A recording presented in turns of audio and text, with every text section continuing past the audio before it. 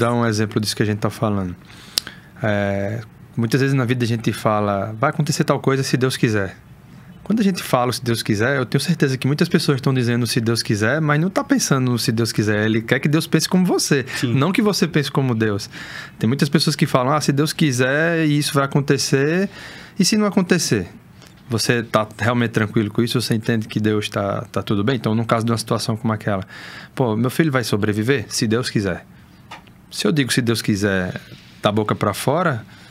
é uma coisa. Agora, se eu digo se Deus quiser e eu vou estar com Deus do que Ele quiser, isso aí é uma fé forte. É o que eu falo, e Ana tem um nível de se Deus quiser muito maior do que o meu nível de se Deus quiser. Tanto é que eu falava com a graça de Deus. Gabriel vai sair bem? Com a graça de Deus. Quer dizer, eu não queria aceitar que Deus não ia querer. Para mim não tinha hipótese de Deus não querer. E Ana, se Deus quiser, Gabriel vai sair melhor. Então é um nível de fé, um nível de entrega... que os dois são fés, os dois são acreditar, mas é diferente, né? Não, e o legal é você também falar essa questão justamente porque, assim, para as pessoas entenderem, você tem um nível de fé, ela tem um outro nível de fé, mas o se Deus quiser não é deixar ao relento. Sim, de jeito nenhum. É fazer o impossível. Junto fazer a nossa parte. A nossa parte. Tipo, eu vou... Nem que se tiver carregar o meu filho montanhas, eu vou carregar. Para ele sobreviver, eu faço o impossível. Tipo, eu vou além. Isso. Porque o amor transcende. Mas eu faço a minha parte e eu tenho a fé que na graça Deus vai estar fazendo a dele. Porque o que acontece também, geralmente, é as pessoas, elas querem... que só Deus, e Deus vai falar assim, não, mas qual é a sua parte, filho? Não, e não só a sua parte, assim, você está se movimentando para que permita que a graça aconteça. Muitas vezes a pessoa está querendo, sei lá, meu Deus, que eu passe no concurso, meu Deus, que eu consiga tal coisa, mas o que você está fazendo para permitir que Deus te dê essa graça? Você realmente está se colocando em situação que a graça pode acontecer, né? Então a gente fez de tudo, né, que estava possível ao nosso alcance. Tanto é que eu gosto de uma frase que é vença o impossível. Ou seja, quem vence o impossível? Você vence o impossível. Se você realmente se coloca numa situação de buscar vencer. Se você não se colocar numa situação, o impossível pode acontecer? Pode. Se Deus quiser, Ele toca aqui e realiza. É fato. Mas Deus quer que também a gente se movimente e faça a nossa parte. É tanto que Ele fala em várias passagens bíblicas que tua fé te curou, que tua fé te salvou. A pessoa foi lá, a pessoa rezou, a pessoa buscou Jesus pelo braço. Há uma ação antes disso, né? Sim. Tanto é que é oração. Oração. É orar e ação. Não é orar só. E tem uma passagem no filme que é justamente isso, que é a ação, que é a tomada de decisão que vocês têm que ter justamente para fazer uma operação para o Gabriel sair do hospital e justamente fazer o exame. Essa foi uma decisão muito delicada. O filme relata que ali, porque tem toda uma preparação para conseguir colocar ele em um outro hospital para fazer o exame. E bem difícil, porque assim, no estado que ele estava, era um estado muito grave. Para retirar ele de um hospital, para levar ele para fazer um exame, né, a gente precisou... Ele tinha medicação de hora em hora, né, ele estava por aparelhos, usava oxigênio. Então, assim, era todo um... Era muita coisa envolvida para fazer o exame. Então, assim, bem difícil, né? Acho que foi sendo o filme que eu mais chorei. Foi quando ele entra na ambulância, porque foi muito igual, assim, foi idêntico. Foi idêntico, de fato, ao que aconteceu. E fazia 15 dias que a família não via, né? Porque só podia estar um acompanhante. Então, era eu, ele e minha mãe. A gente se revezava em nós três. Então, todo mundo não tinha visto o Gabriel há um bom tempo. Então, os familiares foram para a próxima ambulância para ver, né, esse movimento, só para vê-lo. Foi muito emocionante. Uma operação de guerra mesmo. Foi, e é um pouco pior do que mostra o filme, porque no filme ele mostra que a gente sai de um hospital e vai para outro hospital. A realidade é que a gente sai do hospital, porque não tinha não tinha um aparelho de ressonância magnética no hospital que a gente estava. A gente foi para um outro local, fez a ressonância magnética e voltou para o hospital. Então ele teve uma ida e uma vinda. No filme mostra só uma ida. E isso, o balão, e tava com um tubo de oxigênio, maior que eu, era realmente grande, isso, e dava uma apreensão, será que vai dar, será que vai acabar ainda foram esse negócio, outro no meio e ele entubado, fazendo exame, mexe para um lado, mexe para o outro, vai para cá, realmente foi um procedimento que poderia ter acabado com ele ali, né? Mas era necessário que fosse feito esse exame, porque sem este exame ele não ia conseguir ser entubado. Porque todas as vezes que eram feitos testes no ventilador, que desligava a máquina, ele não respondia. Só que o Dr. Christian, ele, por obra de Deus, não sei dizer o quê, ele acreditava que a parte do cérebro de Gabriel responsável pela respiração estava inalterada, estava intacta. E aí, com o exame, ficou comprovado.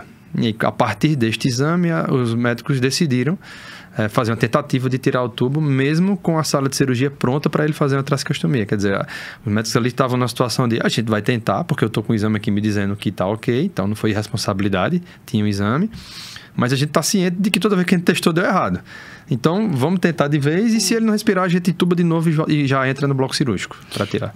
E aí esse exame foi importantíssimo para as outras etapas da vida dele, porque tanto deu uma notícia muito boa, que é o que aparece no filme. Que é a notícia que é a notícia de que a parte da respiração não foi afetada com a cirurgia, e uma muito ruim. Que ele tinha tido uma parada cardiorrespiratória, um esquema cerebral que era do lado direito, que fazia com que o lado esquerdo do corpo dele não se mexesse mais. O prognóstico era que se um dia ele acordasse, ele não ia mais mexer o lado esquerdo do corpo. Essas eram as duas notícias que a gente recebeu no mesmo dia. Desse mesmo exame. Então, eu vou na linha do tempo, porque a gente chegou no exame, justamente na hora que tira, ele volta a respirar. A gente tem imagem, a gente vai colocar. Só que, antes disso, o Gabriel, ele faz a cirurgia, é um sucesso. Isso. 6 horas mesmo de cirurgia? 8. 8 horas? 8 horas de cirurgia. Como é que fica o psicológico? Eu nem sei dizer como é que fica o psicológico. Parece que fica um ano ali, né? Parece uma eternidade. 8 horas é um ano. É uma eternidade. Na verdade, são 8 horas de cirurgia, mas a gente ficou esperando mais tempo, né? Porque a gente eu deixei ele no bloco cirúrgico, eu ainda não podia, eu que entrei no bloco, eu entrei com o Gabriel. Só que daí, para começar a cirurgia, demorou um tempo de preparação. Então, foi realmente uma eternidade. Aí a cirurgia é um sucesso. É um sucesso. Tem uma vírgula aqui. Acho que no filme mostra que existia uma dúvida dos médicos de qual seria o tumor que Gabriel teria. Só que na cabeça dos médicos eram menos dúvidas era mais certezas do que dúvida. As certezas que os médicos tinham era que ele teria um meduloblastoma, que é um tumor mais agressivo, e ele tem um poder de replicar, ou das células se replicarem muito rapidamente. E aí, na cirurgia, foi retirado 99% do tumor. Por que a cirurgia demorou? Porque ele estava tentando tirar tudo. Porque se ele fosse um meduloblastoma, aquele pedacinho que ficou poderia se replicar rapidamente. E aí o médico tentou de todo jeito, só que ele ficou com receio de que se eu tento mais, eu posso danificar e trazer uma sequela que não vai ter mais jeito, porque ele estava muito enraizado. E aí... Ok, quando ele saiu do hospital, saiu da cirurgia, né? Os médicos levaram o material para fazer o exame e tal. E aí depois a gente recebe a notícia, que já seria um primeiro milagre que a gente poderia estar contando, que a médica realmente entrega pra gente o exame como sendo a segunda certidão. A segunda certidão de nascimento de Gabriel. Porque tudo dizia que era ele, pelo aspecto, pela localização, pela idade, pelo tamanho, tudo. E aí deu um astrocitoma pilocítico, que é o único tumor considerado benigno do cérebro. E sendo assim, aquele 1% que ficou não tem poder de se regenerar e não precisaria fazer nem quimio nem radioterapia em Gabriel. Então a gente estava saindo de um cenário péssimo para um cenário de cura, assim, no espaço de 2-3 dias. Então ali já era, né, um grande milagre, de fato, que a gente podia estar contando aqui, mas Deus tinha um plano diferente pra gente. Não, e você, eu já tô vendo aqui, é que nem meu pai, você é virginiano, é 100% mais racional, tá tranquilo, vamos embora. Você já é o choque, né? Aquele choque tipo de, minha cabeça tava dando choque, agora já tô bem. Porque a mulher é um pouco mais emocional. Aí voltam pra casa. Quantos dias depois vocês descobrem que teve a questão bacteriana? A gente voltou pra casa numa quinta-feira de manhã. A gente fez todos os exames. De manhã a gente fez todos os exames e Gabriel estava ótimo, né? Estava andando, falando, torcendo para chegar logo em casa, né? Estava se recuperando da cirurgia, né? E aí a gente voltou para casa próxima à hora do almoço. E quando foi à tardinha, assim, umas 5h30, ele começou a ficar molinho, a ficar com mais sono. Aí a gente começou a perceber que ele estava ficando febril, né? E aí ele começou a apresentar febre forte, né? E daí foi quando a gente adormeceu com aquela febre bem forte, né? E todo mundo, não, tá tudo bem. A gente fez os exames pela manhã, tava tudo ótimo, né? E aí, quando a madrugada que ele teve febres fortíssimas, no outro dia, quando eu fui fazer o curativo dele, dei um banho, fiz um curativo, apareceu uma secreção, né, no corte, né, de onde foi a cirurgia. E aí o médico disse, não, eu gostaria de vê-lo urgente, né, não gostei do que estou vendo. E a gente foi diretamente para o consultório do médico. Só que, né, já nesse momento, o Gabriel já não falava, já não andava. O Marcos precisou levar ele nos braços até o médico. E aí, quando chegou lá no médico, o médico disse, gente, vamos voltar para o hospital. Ligou para o hospital, já pediu para que a equipe de paramédicos estivesse aguardando por ele no hospital. Né, e disse a gente, ó, vá para o hospital, não pare em nenhum sinal, vão o mais rápido possível. E quando a gente chegou no hospital, o médico já estava lá, não sei como ele conseguiu chegar primeiro que a gente, né? E foi... ele foi para o bloco cirúrgico diretamente, no elevador mesmo, os médicos já diziam, ele está tendo uma parada, né? Está tendo uma parada. E aí, quando ele foi para o bloco cirúrgico, com uma hora depois, o Dr. Christian chega para a gente, né? Que a gente ficou numa salinha aguardando. Ele chega chorando muito, né? E contou para que Deus esteve com Gabriel, né, e mandou Gabriel de volta, porque Deus tinha um grande propósito para Gabriel aqui na Terra. Ele disse assim, Gabriel pegou na mão de Deus e voltou. Pegou na mão de Deus e voltou. Eu falei isso sem saber, porque eu vi a cena ali, só que eu não sabia que era nesse estágio. Ele mesmo teve a parada cardíaca, reanimaram, passou um período, um período um pouco longo na parada dele. Ele falou exatamente isso, né? Gabriel pegou na mão de Deus e voltou. Deus tem uma missão muito importante para Gabriel aqui na Terra. São duas frases que eu nunca esquecerei, a fisionomia, ele chorando, contando isso pra gente. Mas naquele momento, a gente não soube exatamente o que tinha acontecido. A gente veio saber 5 anos depois, quando da escrita do livro, foi que eu soube de fato o que aconteceu, né? Tanto é que o escritor, um amigo nosso, Felipe, ele conta que quando foi entrevistar o Dr. Christian, foi tanta informação forte que ele não conseguiu nem andar de carro. Ele disse que saiu andando assim, valando pela rua, chorando e com tudo que tinha ouvido, porque eu também não sabia, né? E o Dr. Christian disse que naquele momento Gabriel teve uma parada cardiorrespiratória, ele ficou em 8 minutos em parada, ou seja, ele ficou 8 minutos morto, ficou sem pulso por 8 minutos, e que o protocolo médico disse que com 5 minutos ele poderia ter desistido, poderia estar tudo bem. Só que ele contou que não tinha coragem de dizer pra gente que Gabriel tinha morrido. E então ele foi pra cima e insistiu até que Gabriel, com 8 minutos, ele volta. Né? E aí ele volta o pulso dele. Só que ele não volta, né? Ele volta o pulso, mas aí ele fica ainda mais 24 horas vou dizer, no bloco cirúrgico, porque o que fez ele voltar foi a meningite. Só que a gente descobriu a meningite 2 dias depois. Mas foi a meningite. E a meningite, em Gabriel, ela fez o líquido que corre no cérebro, ela fez o líquido ficar mais espesso, mais grosso, parecido a areia. Né? E aquele líquido ele precisava ser expelido, que senão aquilo dava hidrocefalia, que fez ele ter a parada cardiorrespiratória. E aí ele ficou durante 24 horas drenando o cérebro dele para tirar aquele líquido. Assim, a qualquer momento ele podia ter morrido, não só no momento da parada, mas depois, né? Porque é uma questão de morte cerebral que você está falando. Exatamente. Então, né? Tipo, reanimou, mas e o cérebro? Exatamente. Aí ficou ali fazendo aquele processo de tentar fazer ele voltar por mais tempo.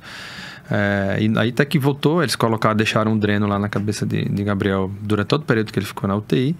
E no outro dia, quando eu fui vê-lo, ele estava todo inchado, recebendo transfusão de sangue. E ali eu descobri que ele estava em coma. E foi um choque gigante para mim. E assim, a gente falando na questão de milagres em etapa, já tá o terceiro aí. Não, aqui Porque, é show. O primeiro é quando ele faz a cirurgia e volta para casa. O segundo, ele vai para o hospital, entra com uma parada cardiorrespiratória. E a terceira já é a questão do cérebro. Então, ele poderia ter uma morte cerebral ali a qualquer momento.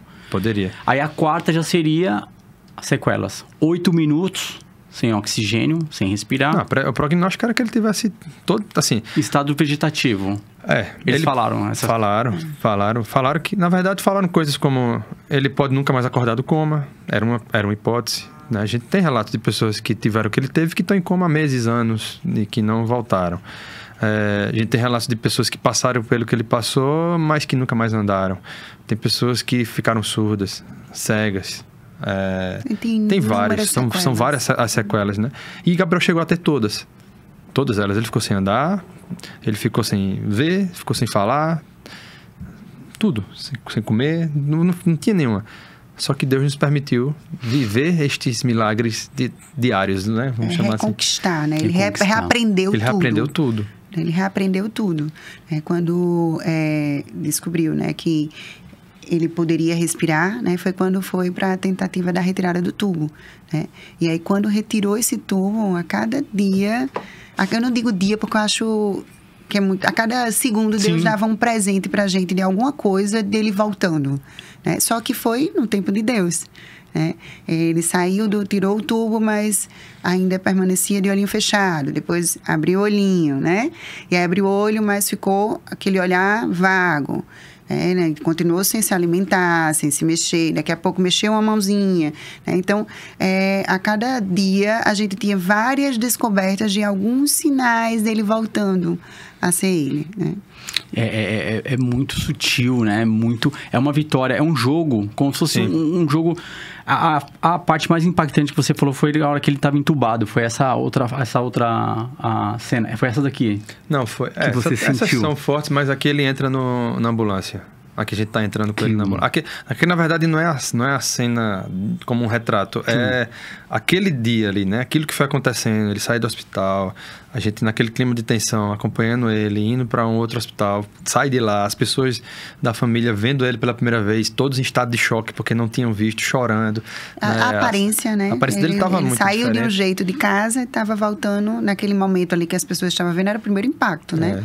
Então, não estava vendo já a aparência dele bem diferente. Como eles não podiam ir para UTI, então eles ficaram, a gente avisou que ia acontecer isso, todos ficaram na porta lá do outro hospital vendo a gente passar, e quando viram, é um choque, né? É um choque grande. E tudo isso vai trazendo na nossa memória aqueles dias, né? E o que é interessante, assim, é você ver a dimensão das coisas que a gente faz todos os dias, né? Acontecer novamente, né? Quanto que a gente sonhava com aquele momento dele mexer um dedinho, e a gente mexe o dedinho, mexe as mãos, né? Todos os dias. O quanto que fazer com que a respiração, né? Uma coisa que a gente faz, a gente acorda, dorme, então, né? Respirando. Então, as situações acontecendo e cada coisa que ele retomava era uma vibração. A gente festejava mesmo, né? Um xixi, a gente festejava muito. Era uma coisa assim, sublime, que mostrava que o organismo dele estava reagindo. O rim dele chegou a praticamente parar. Então, quando ele voltou a fazer xixi, poxa...